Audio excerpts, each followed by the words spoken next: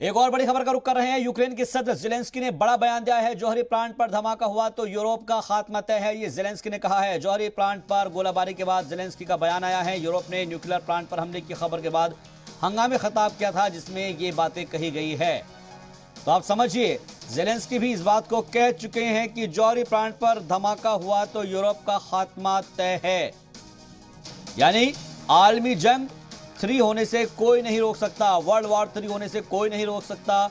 और क्या यह माना जाए कि एक तरीके से इस चिंगारी को और ज्यादा सुलगाने की हवा देने की कोशिश की जा रही है, क्योंकि जौहरी प्लांट पर धमाका हुआ तो यूरोप का खात्मा तय है। यह ज़ेलेंस्की ने इंतबाह दिया है, चेतावनी दी है।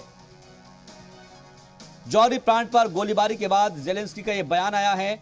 यूरोप के न्यूक्लियर प्लांट पर हमले की खबर के बाद हंगामी खिताब तय किया गया था और जिसमें ये बातें की गई हैं।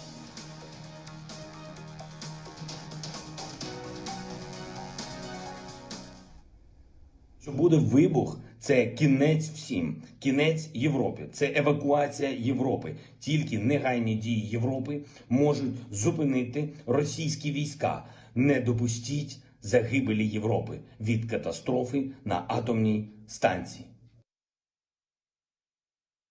Якщо буде вибух, це кінець всім, кінець Європі, це евакуація Європи. Тільки негайні дії Європи можуть зупинити російські війська. Не допустіть загибелі Європи від катастрофи на атомній станції.